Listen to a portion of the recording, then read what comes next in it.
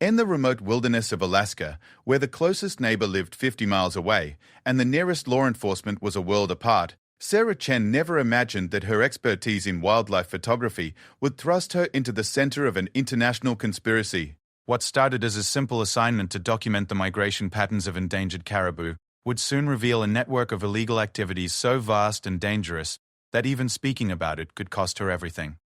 The hunter she encountered that fateful October morning wasn't just any outdoorsman. Marcus Rivera was a former military operative turned environmental activist, operating in the shadows to expose crimes that governments around the world preferred to keep buried. When their paths crossed in the frozen tundra, neither could have predicted that their partnership would challenge international law, corporate power, and the very foundations of environmental protection. This is the true story of two individuals who discovered that sometimes doing the right thing means breaking every rule in the book. It's about the moment when ordinary people are forced to make extraordinary choices, when the line between legal and moral becomes blurred, and when the cost of silence becomes too high to bear. Their journey would take them from the pristine wilderness of Alaska to the corridors of power in Washington, D.C., from hidden corporate boardrooms to dangerous midnight meetings in foreign countries. Along the way, they would uncover evidence of environmental crimes so shocking that powerful people would stop at nothing to silence them. But this story begins in the most unlikely place of all, with a whispered confession in the middle of nowhere, and two people crazy enough to believe they could take on an empire and win. Sarah Chen adjusted the focus on her telephoto lens for the 100th time that morning, her breath forming small clouds in the crisp October air. The caribou herd was supposed to pass through this valley according to her research, but after 3 days of waiting in temperatures that dropped below freezing each night, she was beginning to question her data. Her assignment for National Geographic seemed straightforward enough when she accepted it 6 months ago. Document the changing migration patterns of the porcupine caribou herd and investigate how climate change was affecting their traditional routes. The silence of the Alaskan wilderness was broken only by the occasional call of a raven overhead and the distant sound of wind through the sparse vegetation. Sarah had chosen this remote location precisely because it was far from human interference, a place where nature still followed its ancient rhythms undisturbed. Her base camp consisted of a weatherproof tent, portable solar panels for her equipment, and enough supplies to last 2 weeks in complete isolation. As the morning sun climbed higher, casting long shadows across the tundra, Sarah noticed movement in the distance. Through her binoculars, she could make out a figure moving steadily across the landscape, but it wasn't the graceful motion of caribou she had been expecting. This was human, purposeful, and heading directly toward her location. Her heart rate quickened as she realized how vulnerable she was out here, miles from any help or communication with the outside world. The approaching figure resolved into a man of medium height, wearing military-grade cold weather gear and carrying what appeared to be professional equipment. As he drew closer, Sarah could see that he was older than she initially thought, perhaps in his early 50s, with weathered features and the confident gait of someone completely at home in this harsh environment. Most concerning of all was the high-end camera equipment he carried, similar to her own, but with modifications she didn't recognize. "You're not supposed to be here," were the first words Marcus Rivera spoke when he reached her camp, his voice carrying a mixture of concern and authority that immediately put Sarah on edge. He set down his pack carefully, keeping his movements slow and non-threatening, but his eyes constantly scanned the horizon as if expecting company. Sarah straightened up from behind her camera setup, trying to project more confidence than she felt. "I have all the proper permits for wildlife photography in this area. I could say the same about you." She gestured towards his equipment, noting that some of it looked more like surveillance gear than standard photography equipment. Marcus studied her for a long moment, and Sarah had the uncomfortable feeling that he was evaluating not just her presence, but her potential as either an ally or a threat. "Permits don't mean much out here when you're documenting things that certain people don't want documented," he said finally. "The question is, what exactly are you looking for with all that gear?" The conversation that followed would change both of their lives forever. Sarah learned that Marcus wasn't just a photographer, but a former military intelligence operative who had spent the last 5 years investigating environmental crimes in remote locations around the world. His current mission had brought him to this specific area of Alaska for reasons that had nothing to do with caribou migration patterns. 3 weeks ago, I intercepted communications suggesting that a major mining operation was conducting illegal surveys in this region, Marcus explained, his voice dropping to barely above a whisper despite the fact that they were alone for miles in every direction. "They're not just looking for mineral deposits. They're planning something that would destroy this entire ecosystem, and they're doing it in direct violation of international environmental treaties." Sarah felt a chill that had nothing to do with the Arctic air. Her research into caribou migration patterns had led her to this exact location because it was supposed to be protected wilderness, part of a vast network of connected habitats that allowed the animals to follow routes their ancestors had used for thousands of years. The idea that someone might be planning to destroy it for profit made her stomach turn. Marcus continued, pulling out a tablet that displayed satellite imagery and heat signature data. The mining company is called Titan Resource Development, but they're actually a front for a much larger operation involving multiple governments and international corporations. They've been using this remote location to test new extraction technologies that would be illegal in any country with proper environmental oversight. The evidence Marcus showed her was both compelling and terrifying. Satellite photos revealed recent ground disturbance in areas that should have been completely untouched.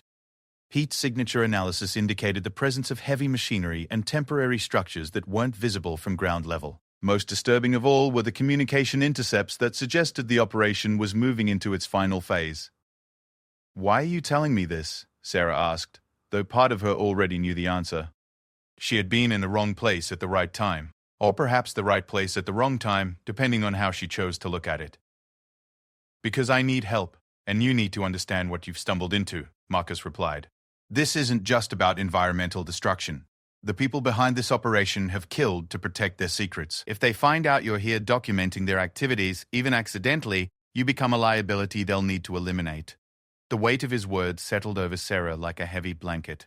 She thought about her comfortable life back in San Francisco, her apartment overlooking the bay, her steady income from magazine assignments that never involved anything more dangerous than photographing exotic birds or documenting natural disasters from a safe distance.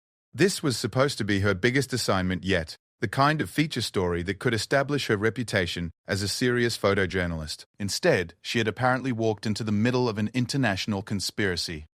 Marcus seemed to sense her internal struggle. "I know this is a lot to process, but you have a choice to make.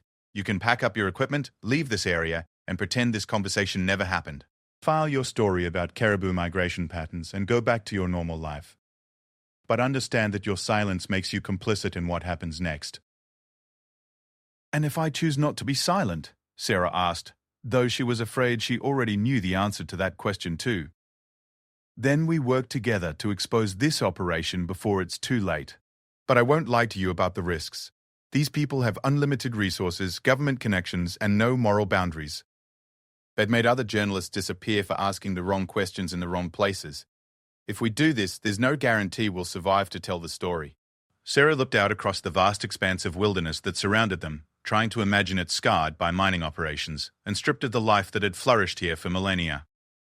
She thought about the caribou herd that might never complete their ancient migration if their route was destroyed. She thought about the indigenous communities whose traditional way of life depended on the continued health of this ecosystem. But she also thought about her own mortality, about the family and friends who would never know what happened to her if she simply disappeared in this remote corner of Alaska. The smart choice, the safe choice, was obvious. Pack up and leave. File a story about climate change effects on caribou migration and let someone else deal with the larger conspiracy. The moment of decision came when Marcus showed her one final piece of evidence, a video recording taken with a hidden camera that showed bulldozers clearing a staging area less than 10 miles from their current location. The machines were working at night to avoid satellite detection, but Marcus had managed to get close enough to document their activities. The video also showed something else that made Sarah's blood run cold. Armed guards patrolling the perimeter, carrying military-grade weapons and wearing uniforms with no identifying markings. "This is happening right now while we're standing here talking," Marcus said. "Every day we delay gives them more time to complete their preparations. Once they begin the main extraction operation, it will be too late to stop them through legal channels."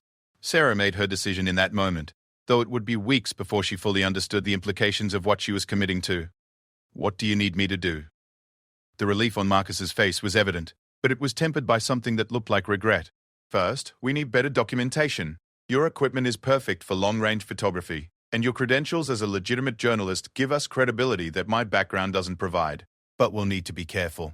These people have sophisticated surveillance capabilities, and they won't hesitate to eliminate threats." Over the following hours, Marcus outlined a plan that was both audacious and terrifying in its scope.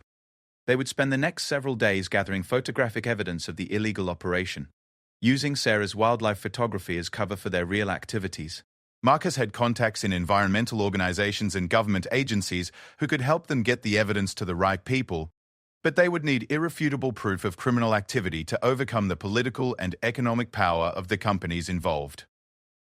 The plan also involved significant personal risk. They would need to get close enough to the mining operation to document specific activities and equipment, which meant venturing into areas patrolled by armed guards. They would need to maintain their cover story while secretly gathering evidence that could expose an international conspiracy. Most challenging of all, they would need to do it all while staying completely under the radar of an organization that had already demonstrated its willingness to use violence to protect its interests. As the day wore on and they refined their strategy, Sarah found herself studying Marcus more carefully. There was something about him that inspired confidence despite the dangerous nature of what he was proposing. His knowledge of the area was encyclopedic, his understanding of the technical aspects of the mining operation was impressive, and his awareness of operational security was clearly the result of extensive training and experience. But there was also something haunted about him, a weight in his eyes that suggested he had seen the consequences of corporate environmental destruction before. When she asked about his background, he was initially reluctant to share details, but eventually opened up about his military service and the events that had led him to his current mission. "I spent 20 years in military intelligence, most of it focused on international security threats," Marcus explained as they watched the sun begin to set over the tundra. "I thought I was serving my country and protecting innocent people. It took me a long time to realize that some of the biggest threats to innocent people come from the corporations and governments that are supposed to protect them." His turning point had come 5 years earlier when he discovered that a mining operation he had helped to secure in Afghanistan was actually a cover for illegal rare earth mineral extraction that was poisoning local water supplies and causing birth defects in nearby villages. When he tried to report the environmental crimes through proper channels, he found that the operation had approval at the highest levels of government and corporate leadership. "That's when I realized that working within the system wasn't going to be enough," Marcus continued. "Sometimes the law protects the wrong people, and sometimes doing the right thing means breaking the rules that were written to protect criminals." As darkness fell over their camp, Sarah reflected on how dramatically her life had changed in the span of a single day. She had come to Alaska to photograph caribou and document the effects of climate change on wildlife migration patterns. Instead, she had stumbled into a conspiracy that challenged everything she thought she knew about environmental protection, corporate responsibility, and the rule of law. The conversation with Marcus had revealed the existence of a shadow world where illegal environmental destruction was protected by legitimate-looking permits and government connections. It was a world where journalists who asked the wrong questions could simply disappear, where indigenous communities could lose their traditional lands to corporate interests, and where the wilderness itself could be destroyed in the name of profit. But it was also a world where individuals like Marcus were fighting back, using their skills and knowledge to expose crimes that would otherwise remain hidden. The decision to join him wasn't just about documenting a story. It was about taking a stand for principles that she had always claimed to believe in, but had never been tested on. As they prepared for sleep in their separate tents, Marcus offered one final piece of advice that would stay with Sarah for the rest of their journey together. "Once we start down this path, there's no going back to your old life. The things you learn, the people you'll meet, the risks you'll take, they change you permanently. Make sure you're ready for that change before we take the next step." Sarah lay awake in her sleeping bag that night, staring up at the canvas ceiling of her tent and listening to the absolute silence of the Alaskan wilderness. Tomorrow would bring new challenges and new dangers as they began their investigation in earnest. But tonight, in the quiet moments before everything changed forever, she made her peace with the decision to follow Marcus Rivera into a world where doing the right thing might cost her everything she had ever known. The next morning arrived with a bone-chilling wind that made Sarah question every decision that had led her to this moment. Marcus was already awake when she emerged from her tent, studying topographical maps and satellite imagery on his tablet, while methodically cleaning and checking his equipment. The transformation from the previous day was striking. Gone was any trace of casual conversation or uncertainty. This was clearly a man preparing for a dangerous mission. "The weather's going to work in our favor today," Marcus said without looking up from his maps. "Low cloud cover and intermittent snow will provide natural camouflage, but it also means we'll have limited visibility and increased risk of getting lost or separated. We'll need to stay close and maintain constant communication." Sarah packed her camera equipment with extra care, knowing that the evidence they hoped to gather would be worthless if her gear failed in the harsh conditions. She had invested in the best cold-weather photography equipment available, that this would be the ultimate test of both her gear and her skills as a photographer. More importantly, it would be a test of her courage and commitment to the story that was unfolding around her. Their plan for the day was both simple and terrifying. Approach the mining operation site close enough to document specific activities and equipment while maintaining their cover as wildlife photographers. Marcus had identified several observation points that would provide good lines of sight while offering natural concealment and escape routes if they were discovered. The journey to their first observation point took nearly 3 hours of careful movement across terrain that ranged from boggy tundra to rocky outcroppings that required technical climbing skills. Marcus moved with the confidence of someone who had navigated hostile territory many times before, constantly scanning their surroundings for signs of surveillance or security patrols while maintaining a pace that pushed Sarah to her physical limits. When they finally reached their destination, a rocky ridge that overlooked a broad valley, Sarah understood why Marcus had been so confident about the location's strategic value. The elevated position provided an excellent view of the entire mining operation, while offering multiple escape routes and natural concealment behind large boulders and sparse vegetation. What she saw through her telephoto lens made her stomach turn with a mixture of anger and disbelief.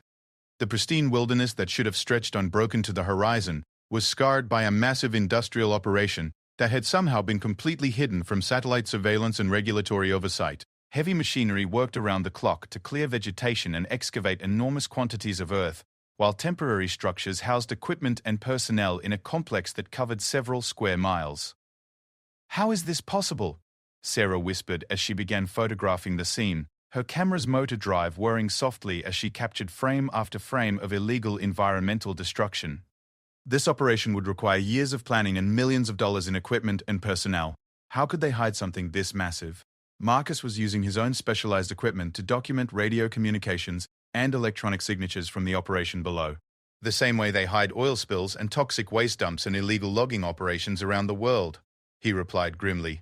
They buy the right permits, bribe the right officials, and make sure that anyone who might ask questions either doesn't know what to look for or doesn't live long enough to report what they find. The scope of the operation was staggering. Sarah counted at least 20 pieces of heavy machinery, including excavators, bulldozers, and specialized drilling equipment that she didn't recognize.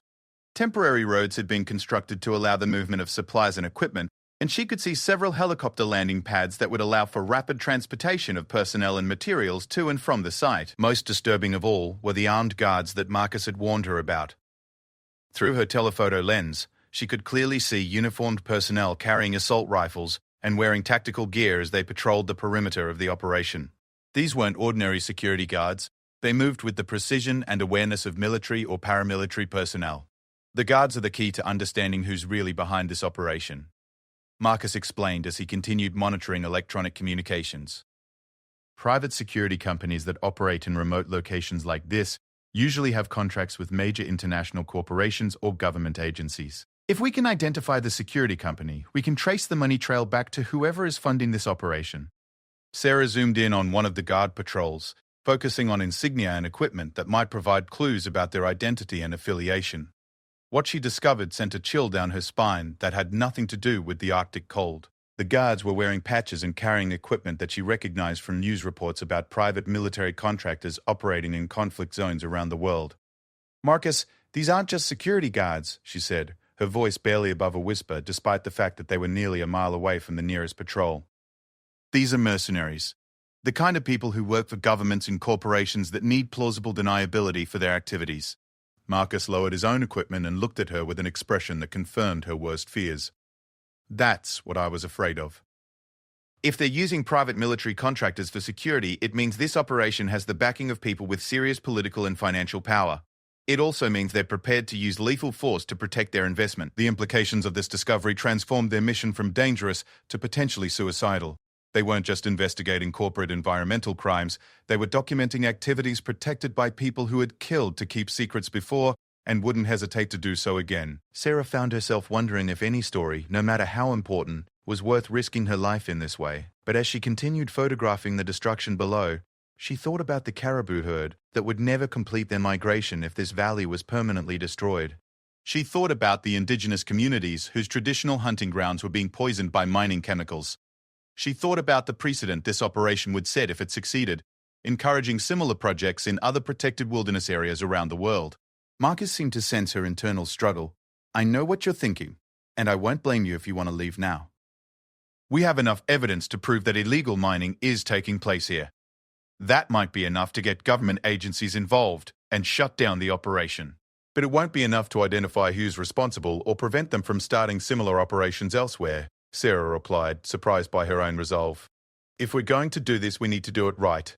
We need evidence that will expose the entire network and make it impossible for them to operate in the shadows. Their conversation was interrupted by the sound of helicopter rotors approaching from the south.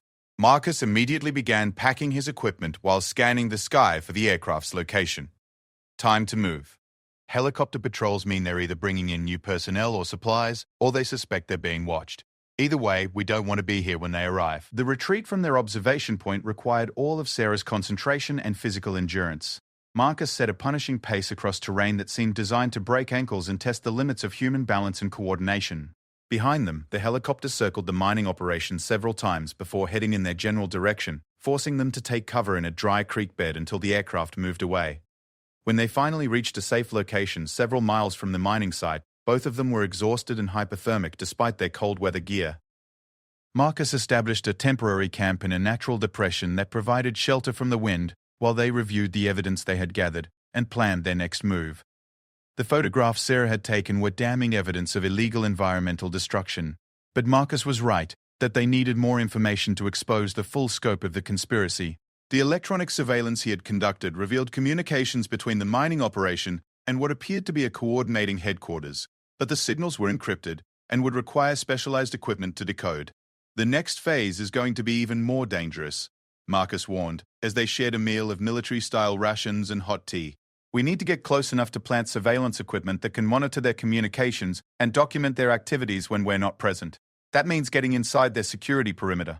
Sarah studied the maps and satellite imagery, trying to identify potential infiltration routes that would allow them to approach the mining operation without being detected by guards or electronic surveillance systems. The task seemed impossible. The operation was clearly designed with security as a primary consideration, and the guards she had observed were obviously professionals who wouldn't be easily fooled or avoided. There's something else you need to understand about what we're getting into, Marcus continued. The people behind this operation aren't just breaking environmental laws, they're violating international treaties, bribing government officials, and using private military contractors to intimidate or eliminate anyone who threatens their interests. Once we start exposing their activities, we become enemies of people who have the resources and motivation to hunt us down anywhere in the world. The weight of his words settled over Sarah like a suffocating blanket. She had known intellectually that their investigation involved serious risks, but she was only beginning to understand the true scope of what they were challenging. This wasn't just about documenting environmental crimes. It was about taking on a shadow network that operated outside the law and beyond the reach of conventional justice. But as the day wore on and they refined their infiltration plan, Sarah found herself drawing strength from Marcus's quiet confidence and unwavering commitment to their mission. Here was a man who had given up a comfortable career and a secure future to fight against injustices that most people would never even know existed. His dedication to exposing environmental crimes wasn't driven by personal gain or recognition. It was motivated by a deep moral conviction that some principles were worth any sacrifice. Their plan for infiltrating the mining operation was elegantly simple and terrifyingly risky. They would approach the site during the shift change that occurred at midnight, when guard attention would be focused on the transition between day and night personnel. Marcus had identified a route that would allow them to approach from the north, where natural terrain features provided the best concealment and the guard patrols were lightest. Once inside the perimeter, they would have approximately 30 minutes to plant surveillance devices and gather additional evidence before the new guard shift settled into their patrol patterns. The surveillance equipment Marcus carried was state-of-the-art gear designed for intelligence gathering in hostile environments, but it would be worthless if they were discovered before it could be properly positioned and activated. The most dangerous part isn't getting in or getting out, Marcus explained as they prepared their equipment for the night mission. It's maintaining our cover story if we're caught. We're wildlife photographers who got lost in bad weather and wandered into the wrong area by mistake. That story might keep us alive long enough to escape, but only if we can convince them that we haven't seen or photographed anything important. Sarah checked and rechecked her camera settings, making sure she could operate her equipment quickly and quietly in complete darkness. The photographs she would take during the infiltration would need to be perfect. There would be no second chances if their first attempt failed. More importantly, The evidence they gathered would need to be compelling enough to justify the enormous risks they were taking. As darkness fell over the Alaskan wilderness, Sarah and Marcus began their approach to the mining operation. The temperature had dropped below zero, and the wind carried the promise of a major storm that would either provide additional cover for their activities or trap them in the open if their timing was wrong. Moving through the darkness required all of Sarah's concentration and physical coordination. The terrain was treacherous enough in daylight. In complete darkness, every step could result in injury or exposure if they made too much noise or lost their way. Marcus led with the confidence of someone who had conducted similar operations many times before.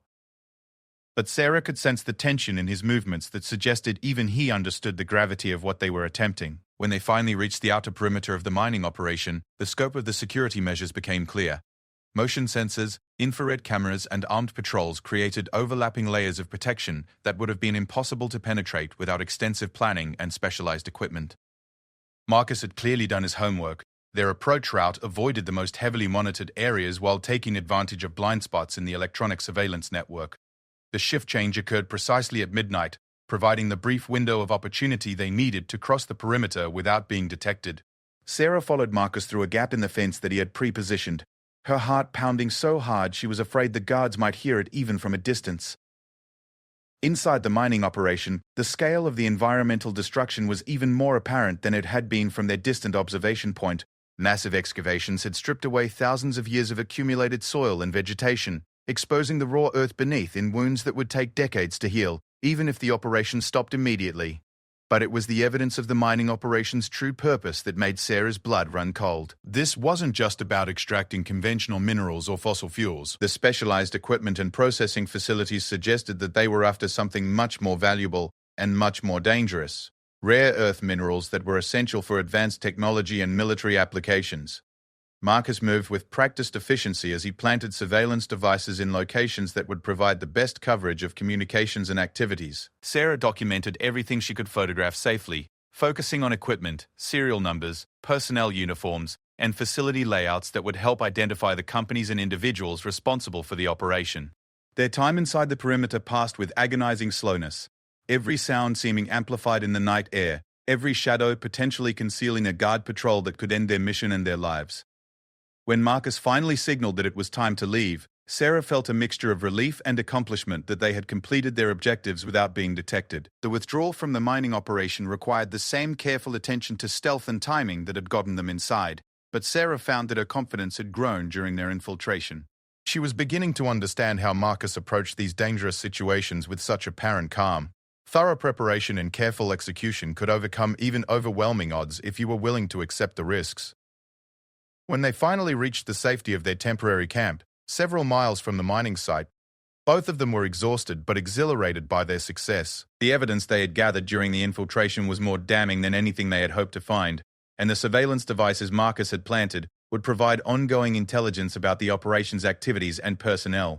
But their celebration was short-lived. As Marcus reviewed the electronic intelligence he had gathered during the infiltration, his expression grew increasingly grim. The communications he had intercepted revealed that their presence in the area had not gone completely unnoticed, and that security measures were being increased in response to suspected surveillance activities. "We need to leave this area immediately," Marcus said as he began packing their equipment with urgent efficiency. "They know someone has been watching them, and they're bringing in additional security personnel to conduct a systematic search of the surrounding area. If we're still here when they start their sweep, we won't be able to maintain our cover story." Sarah felt a chill of fear that had nothing to do with the Arctic cold. Their investigation had crossed a line from passive observation to active infiltration, and the consequences of discovery had escalated accordingly. They were no longer just journalists documenting environmental crimes. They were intelligence operatives who had penetrated a secure facility and stolen classified information. The realization that they had committed serious federal crimes in the pursuit of their story added a new dimension to the risks they faced. Even if they succeeded in exposing the mining operation, they could face prosecution for espionage, trespassing, and a dozen other charges that could result in decades in prison. The legal system they hoped would bring justice to the environmental criminals might instead be used to destroy them. As they prepared to evacuate their position under cover of darkness, Sarah reflected on how completely her life had changed in just 2 days. She had come to Alaska as a wildlife photographer pursuing a routine assignment. Now she was fleeing through the wilderness with stolen intelligence and evidence of crimes that powerful people would kill to keep secret. But despite the fear and uncertainty, she felt no regret about the choices that had brought her to this moment. The evidence they had gathered would expose environmental destruction on a massive scale and potentially prevent similar operations from succeeding in other protected areas around the world. Sometimes doing the right thing required breaking the law, and sometimes justice could only be achieved by people willing to risk everything for principles larger than themselves. The evacuation from their compromised position began at 3 in the morning, under conditions that tested every survival skill Sarah had ever learned. The storm Marcus had predicted was now in full force, with wind-driven snow reducing visibility to mere feet, and temperatures plummeting to levels that could kill exposed humans in minutes. Under normal circumstances, no rational person would attempt to travel in such conditions, which was precisely why Marcus had chosen this moment for their escape. "The storm will cover our tracks and ground their helicopters," Marcus explained as they struggled through knee-deep snowdrifts, their progress measured in yards rather than miles. "But it also means we're completely on our own if something goes wrong. No rescue, no backup plan, no second chances." Sarah focused on putting one foot in front of the other, following Marcus's barely visible form through the whiteout conditions, while trying to protect her camera equipment from the savage wind and driving snow. The weight of their gear, combined with the physical demands of traveling through deep snow in sub-zero temperatures, pushed her to the absolute limits of her endurance. After 6 hours of brutal travel, they reached the emergency shelter Marcus had prepared weeks earlier as part of his contingency planning. The carefully concealed cache contained cold weather supplies, emergency rations, and most importantly, a satellite communication system that would allow them to contact the outside world without revealing their location to anyone monitoring conventional communication channels. While Sarah worked to restore circulation to her frozen extremities and change into dry clothes, Marcus established contact with his network of environmental activists and investigative journalists. The conversations were conducted in coded language that would be meaningless to anyone intercepting the transmissions, but Sarah could sense the urgency and excitement in Marcus's voice as he described what they had discovered. "The response is better than I hoped," Marcus reported after completing his communications. "Several major environmental organizations are prepared to support us, and I have contacts in government agencies who can provide protection if we can get the evidence to them safely." But there's also bad news. The mining operation has been accelerated, and they're bringing in additional security personnel to prevent further intelligence gathering. The implications were clear. They had succeeded in gathering crucial evidence, but their activities had also triggered a response that would make it much more dangerous for anyone else to investigate the operation. The window of opportunity for exposing the conspiracy was closing rapidly, and they would need to act quickly if they hoped to prevent the environmental destruction from continuing. Marcus outlined their options with characteristic directness. They could attempt to leave Alaska immediately and hope to get their evidence to the authorities before the mining operation could be completed or move to another location. Alternatively, they could continue gathering intelligence until they had enough evidence to expose not just the immediate operation but the entire network of companies and government officials who were making it possible. "The safer choice is to leave now with what we have," Marcus said. "We've documented clear evidence of illegal mining activities, environmental destruction, and the use of private military contractors in violation of federal law. That should be enough to trigger a government investigation and shut down the operation." Sarah studied the photographs she had taken during their infiltration, evidence of environmental crimes that would shock anyone who saw them. The images clearly showed illegal mining activities in protected wilderness areas, but they also raised questions that only additional investigation could answer. Who was funding the operation? Which government officials had provided permits or authorization? How many similar operations were occurring in other remote locations around the world? "What's the other choice?" she asked, though she was afraid she already knew the answer. "We stay and gather more evidence," Marcus replied. "The surveillance devices I planted will provide ongoing intelligence about their activities and communications. If we can intercept enough information, we might be able to identify the entire network of people responsible and prevent them from simply moving their operation to another location." The risks of remaining in Alaska had increased dramatically now that the mining operation's security forces were actively searching for them. Marcus's contacts had warned him that additional mercenaries were being flown in from other locations, along with tracking dogs and advanced surveillance equipment. The safe option would be to leave immediately, while they still had the advantage of surprise and mobility. But Sarah found herself thinking about more than just her own safety. The evidence they had gathered represented years of investigative work and enormous personal risk. If they left now, there was no guarantee that other journalists would be willing or able to continue the investigation. The mining operation might simply relocate to an even more remote location, where it would be impossible to detect or document. There's something else to consider, Marcus continued. My sources indicate that this mining operation is just one part of a much larger network. If we can expose the full scope of what's happening here, it might prevent similar operations from being established in protected areas around the world. But if we leave now, the people responsible will learn from our investigation and make it much harder for anyone else to gather evidence in the future. The decision Sarah faced was unlike anything she had ever encountered in her career as a photojournalist. She had covered dangerous assignments before, documenting natural disasters and conflict zones where physical danger was a constant concern. But this was different. The threat came not from natural forces or random violence, but from powerful people who had unlimited resources and no moral constraints on their actions. Over the following days, they established a new base camp in a location Marcus had scouted months earlier as part of his long-term surveillance plan. The site was naturally concealed and defensible, with multiple escape routes and cached supplies that would allow them to remain hidden for weeks if necessary. Most importantly, it was positioned to allow continued monitoring of the mining operation while staying well outside the expanding security perimeter. The intelligence gathered from Marcus's surveillance devices revealed the true scope of what they were investigating. The mining operation was indeed part of a larger network involving multiple corporations, government agencies, and private military contractors.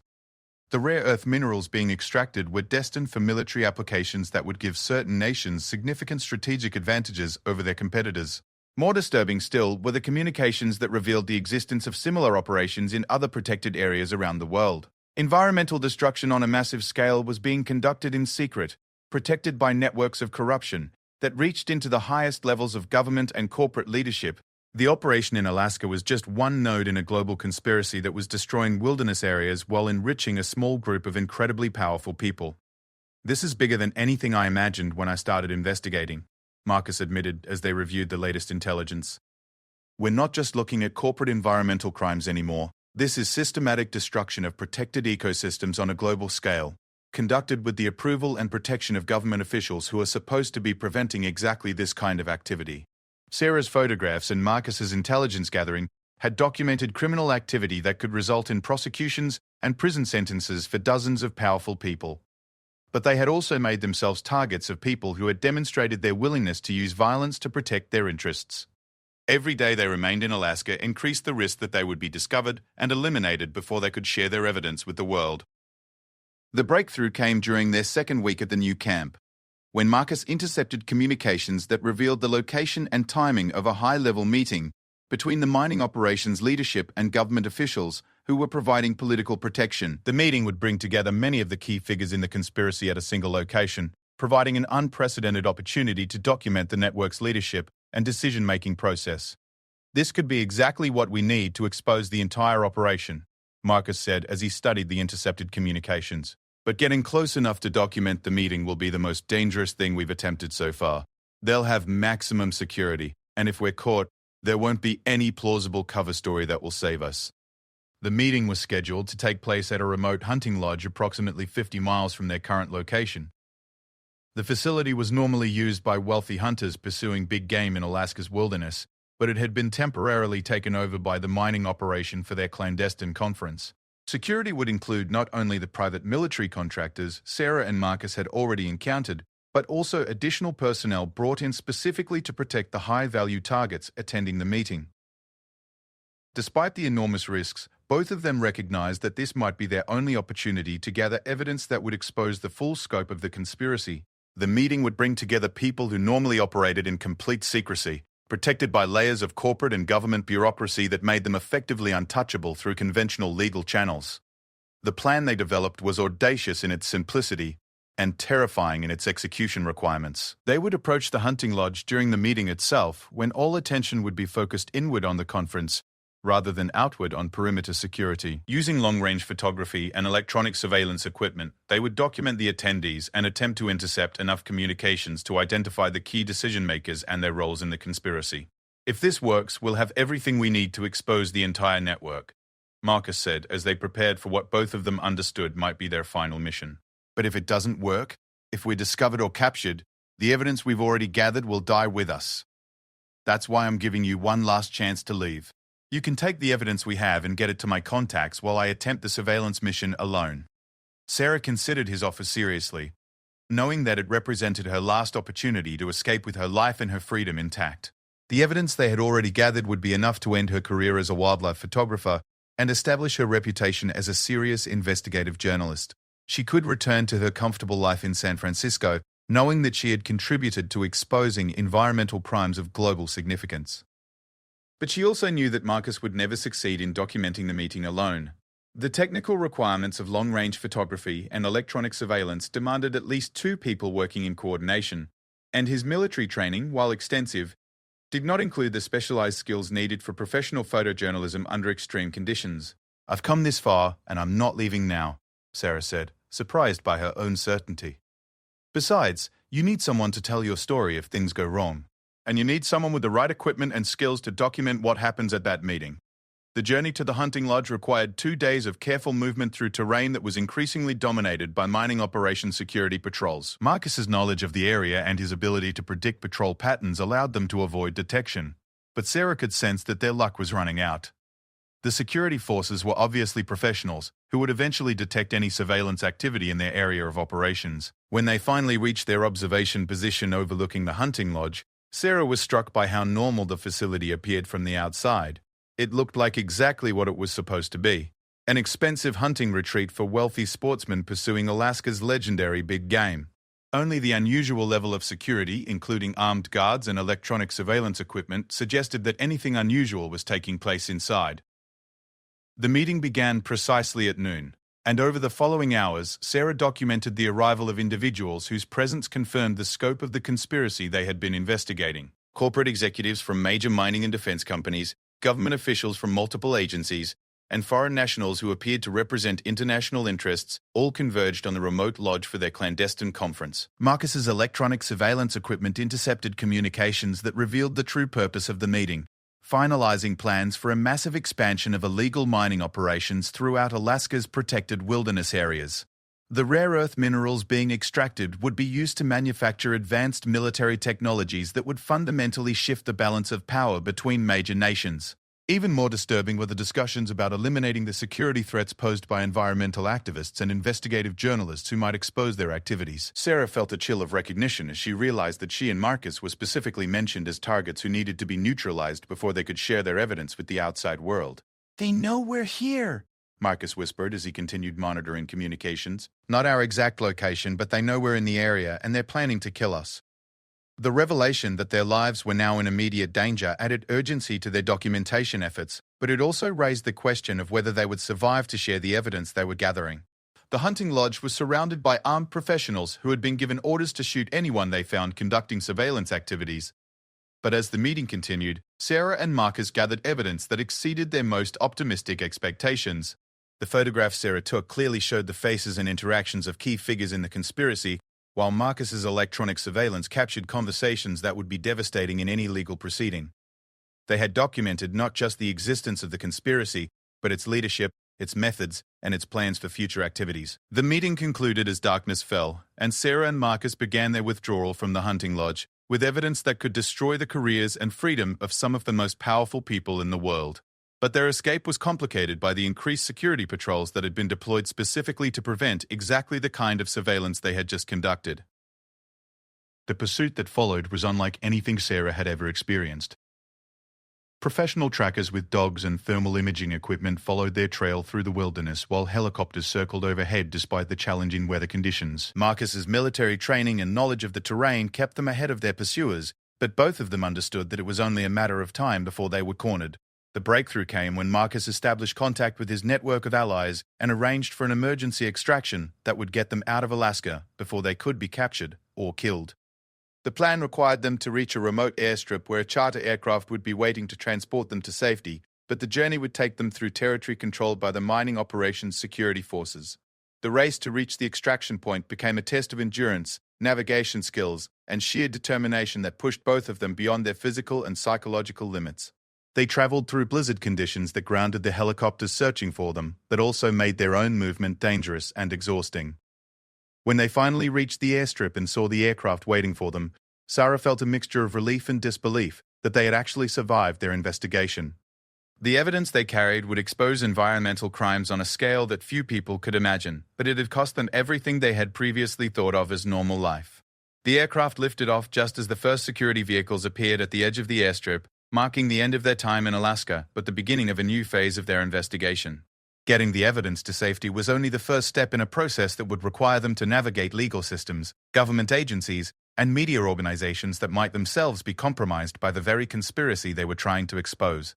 As Alaska disappeared beneath the clouds, Sarah reflected on how completely her life had been transformed by the investigation. She had gone from being a wildlife photographer pursuing a routine assignment to being a fugitive carrying evidence that could destroy powerful people and institutions. The comfortable life she had known was over, replaced by uncertainty and danger that would follow her wherever she went. But she had also discovered something about herself that she had never known existed: the courage to risk everything for principles larger than her own comfort and security. The evidence they had gathered would make a difference in the world, preventing environmental destruction and exposing corruption at the highest levels of government and corporate leadership. Marcus had warned her that once they started down this path, there would be no going back to her old life. As the aircraft carried them toward an uncertain future, Sarah realized that she didn't want to go back. She had found her true calling as an investigative journalist, willing to take on powerful people and institutions that operated in the shadows, and she was ready to accept whatever consequences that choice would bring. The story that began with a whispered conversation in the Alaskan wilderness would eventually be published in newspapers and magazines around the world, triggering investigations and prosecutions that would continue for years. But it would also mark the beginning of a new life for Sarah Chen and Marcus Rivera, two people who had discovered that sometimes the most important stories can only be told by those willing to risk everything to bring them to light. Their partnership, forged in the crucible of the Alaskan wilderness, would continue as they pursued other stories and other conspiracies that powerful people preferred to keep hidden. They had learned that doing the right thing sometimes meant breaking every law in the book, and they had found the courage to make that choice when it mattered most. "This breaks every law," she whispered. The hunter nodded and said, "Let them try to stop us.